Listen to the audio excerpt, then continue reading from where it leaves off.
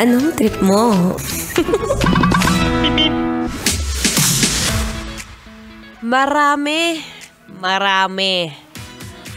ka na namang bibilhin na walang kwenta kasi sahod na!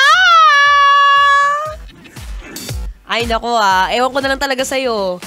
Bakit kasi hindi mo magawang magtipid? Mahirap ba?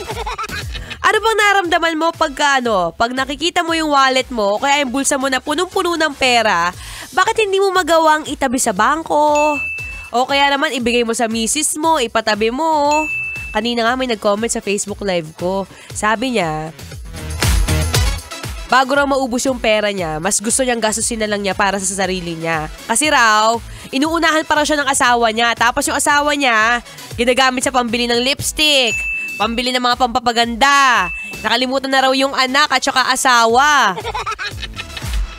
Yun lang yung mahirap. Uy, next time kasi, baka naman, misis, pag naman nagbigay ng pera sa'yo si mister, paniguraduhin mo naman naka-budget. Mahirap naman yung tipo nga, lahat gagasusin pa sa pang sarili, di ba? Katulad nan, kunyari, ako, since mahilig ako mag-makeup, for sure, meron akong nakaalat na pera sa pag-personal na gamit, personal na makeup. Pero syempre, ginagawa ko rin naman yung time ko, yung part ko, na asa mabuting anak. Wow. Mabuting anak talaga. Nagbibigay rin tayo sa magulang. Yun ang pinakamahalaga, di ba? Dapat na hindi mo makakalimutan yung magulang mo, lalo na kapag bagong sahod. Well, speaking of sahod, since ito rin yung mga sarap kumain ng medyo marami, kasi nga marami kang pera, ano ba yung mga masasarap kainin kapag bagong sahod? Kung usapang food trip, pwede samgyup! Wow!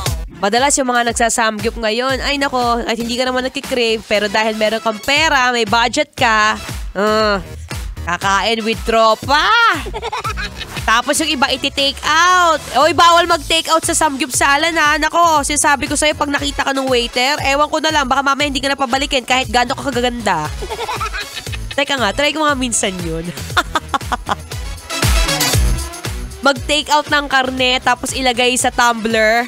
Dun sa nauusong tumbler ngayon, yung matagal 12 hours na hot and cold laban. Siguro ganun din yung karne pag nilagay sa loob, no? Oh yeah, pwede naman pwede ka naman kumain ng marami. Pwede ka rin naman kumain ng paminsan-minsan na unhealthy food. Pero make sure na darating din yung time na ibabalance mo yung pagkain mo. Wow!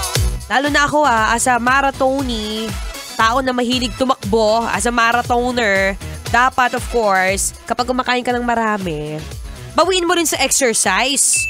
Hindi purong nguya ng nguya, lamon ng lamon, tapos pag tumaba sasabihin, ay, bakit ang taba-taba ako? Ay, bakit ganito ang itsura ko? Ang laki na ng mukha ko. Eh, bakit? Pinabayaan mo yung sarili mo, tapos kayo magtatanong ka?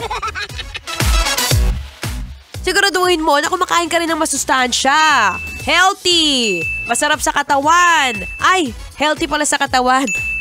Masarap sa katawan no? Kumain ka ng mga mabiberdeng gulay. Baka sila yung berdeng nasa isip mo Berdeng gulay. Pwedeng dahon ng malunggay, talbos ng kamote.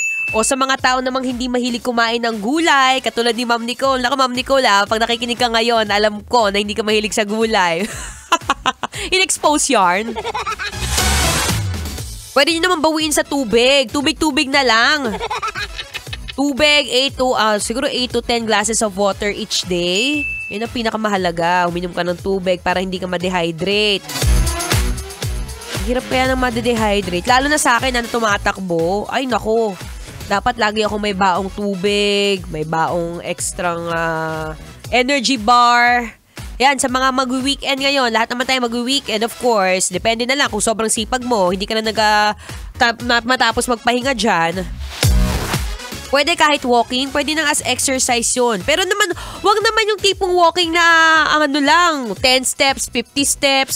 Pagkatapos mo mag-walking, sabihin, ay tara doon sa Parisan. Ay wow, di wala rin yung nilakad mo. Ay nako, Kung ako sa'yo, mamaya magsiset na ako ng schedule para makapag-exercise bukas o kaya Sunday. Nako, that is the perfect time. Ay. Ito na rin ang perfect time para makinig ng feel-good music ngayong Feel Good Friday. Hatid sa inyo ng Love Radio Manila. Kailangan pa bang i-memorize yan?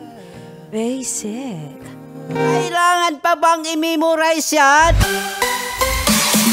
Love Radio. Basic!